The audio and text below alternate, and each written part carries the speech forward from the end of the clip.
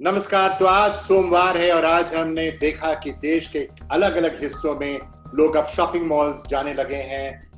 मंदिर मस्जिद खुल गए हैं कई इलाकों में। हाँ, सोशल डिस्टेंसिंग हो रही है पर मंदिर मस्जिद भी खुल गए हैं। तो एक तरह से देश के कई इलाकों में अब काफी छूट दी गई है।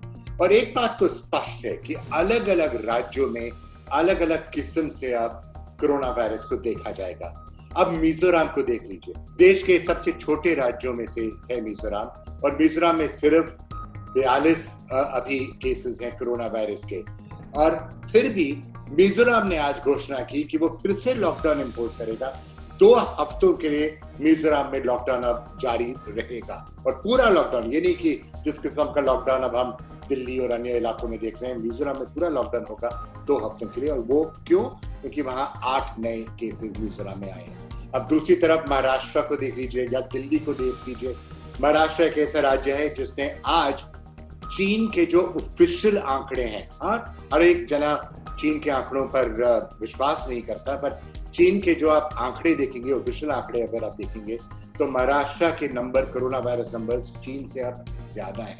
पर फिर भी महाराष्ट्र में काफी छूट दी गई है। लोग मरीन ड्राइव पर घूम फिर रहे हैं, और अब मानसून आने वाला है मुंबई में, तो देखना पड़ेगा वहां क्या होगा। और दिल्ली को अगर आप देखें, हम कई दिनों से आपसे बात कर रहे हैं कि दिल्ली में काफी गंभीर समस्या है, और आज शायद एक तरह से इस पूरी समस्या पर लोगों का नजर फिर से पड़ा, क्योंकि दिल्ली के मुख्यमंत्री अरविंद केजरीवाल बीमार हैं और शायद उनका भी अब कोरोना वायरस टेस्ट होगा। चलिए देखते हैं आज की मुख्य सुर्खियां। देश में अनलॉक 1 का पहला चरण शुरू होने के बीच हर बीतते दिन के साथ कोरोना अपने पुराने रिकॉर्ड ध्वस्त करता जा रहा है। अब भारत में कोरोना संक्रमितों का आंकड़ा बढ़कर 2.5 लाख के पार जा चुका है। सोमवार सुबह आए आंकड़ों के मुताबिक देश में बीते 24 घंटे में कोरोना के 9,983 नए केस आए, जबकि 206 मरीजों की मौत हो गई। कोरोना मरीजों की संख्या के मामले में ये एक दिन में सबसे बड़ा आंकड़ा है। इसके साथ ही देश में अब तक कोरोना के 2,56,611 कंफर्म केस आ चुके हैं। इनमें से 1,25,381 एक्टिव केस हैं। कोरोना से अब तक देश भर में 7,135 लोगों की जान जा चुकी है। राहत की बात यह है कि 1,24,095 मरीज कोरोना को मात देने में कामयाब हुए हैं। इसके साथ ही रिकवरी रेट 48.35% पर पहुंच गया है। कोरोना वायरस लॉकडाउन के दौरान करीब 2.5 महीने बंद रहने के बाद सोमवार से देश के तमाम मंदिर, मस्जिद, गुरुद्वारे और चर्च खुल गए हैं। हालांकि कुछ बड़े धार्मिक स्थल अब भी एहतियातन बंद हैं। सिखों के सबसे बड़े धार्मिक स्थल हरमंदिर साहिब में सुबह से ही श्रद्धालु पहुंचने लगे। यहाँ लोगों को सर ढकने के लिए अपने कपड़े खुद लाने को कहा गया है। दूसरी तरफ दिल्ली से लेकर देहरादून तक तमाम बड़े मंदिर खुल गए हैं और विधि विधान से पूजा भी शुरू हो गई है। दिल्ली के कालकाजी मंदिर और हनुमान मंदिर से पूजा पाठ की तस्वीरें आई हैं। खास बात यह है कि सभी मंदिर में घंटियों में लाल कपड़े बंधे हैं। दूसरी तरफ दिल्ली के जामा मस्जिद में नमाज के दौरान अब लाउड स्पीकर का इस्तेमाल किया जाएगा। समय समय पर बताया जाएगा कि बच्चे और बुजुर्ग घर पर ही नमाज अदा करें। जामा मस्जिद में सामान्य तौर पर करीब 2,000 लोग नमाज अदा करते हैं, लेकिन सोशल डिस्टेंसिंग का पालन करते हुए 500 से 700 लोगों को ही इसकी अनुमति दी जाएगी। उधर कर्नाटक की राजधानी बेंगलुरु के शिवाजी नगर में स्थित सेंट मेरी चर्च में भी श्रद्धालुओं ने पहुंचना शुरू कर दिया है। देश में लगातार बढ़ रहे कोरोना के मामलों के बीच सोमवार से अनलॉक 1 के दूसरे फेज के तहत कई रियायतें भी दे दी गई हैं। लंबे वक्त के बाद अलग अलग राज्यों में धार्मिक स्थल खुल गए। मॉल्स और रेस्टोरेंट्स भी खोलने की इजाजत है, लेकिन धार्मिक स्थल हो या फिर मॉल, रेस्टोरेंट, सभी पर कुछ पाबंदियां होंगी। दिशा निर्देशों को फॉलो करने के साथ साथ कुछ बातों का ध्यान रखना भी बहुत जरूरी है। छूट का उठाएं लाभ, पर इन बातों का रखें ध्यान। धार्मिक स्थलों पर क्या होंगे नियम? एक दूसरे से 6 फीट की दूरी, मास्क, आरोग्य सेतु ऐप जरूरी, सैनिटाइजेशन और साबुन से हाथ धोने का इंतजाम, मूर्ति पवित्र ग्रंथ को छूने से मनाही, नहीं मिलेगा प्रसाद, भजन कीर्तन का सामूहिक कार्यक्रम नहीं होगा। रेस्टोरेंट या होटल में किस तरह के नियम? Mask, sanitiser, Aarogya Setu app जरूरी, साबुन से हाथ धोने के इंतजाम, 50% सिटिंग कैपेसिटी, डिस्पोजेबल मेन्यू और नैपकिन का इस्तेमाल, पार्किंग में गाड़ियों को सैनिटाइज करना जरूरी। मॉल में शॉपिंग करते वक्त क्या जरूरी? किसी शॉप पर एक वक्त में 5 ग्राहकों को ही मंजूरी। लिफ्ट और एस्केलेटर्स में सीमित लोगों की एंट्री। फूड कोर्ट में आधी ही सीटें भरी जाएंगी। मल्टीप्लेक्स और शोरूम में चेंजिंग एरिया अभी बंद। देश भर में जहां लोगों को अनलॉक 1 के तहत रियायतें दी जा रही हैं, वहीं मिजोरम ने पूरे राज्य में लॉकडाउन 2 और हफ्ते के लिए बढ़ा दिया है। राज्य के मुख्यमंत्री ने खुद इसका ऐलान किया। राज्य सरकार के मुताबिक लॉकडाउन के दौरान आवश्यक चीजों को छोड़ बाकी सब पर प्रतिबंध रहेगा। राज्य में कोरोना के 42 मरीज हैं, जिसमें से अधिकतर अन्य राज्यों से लौटे हैं।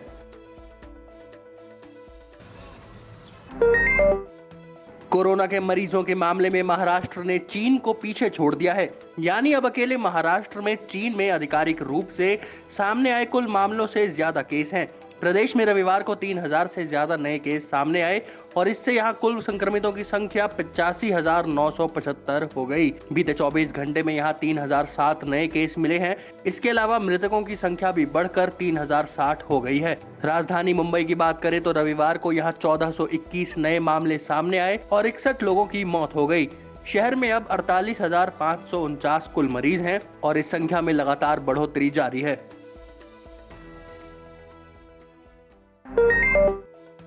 भारत में अनलॉक 1 के तहत कई छूट मिलने लगी है, लेकिन कोरोना संक्रमण के मामले में लगातार इजाफा होते जा रहा है।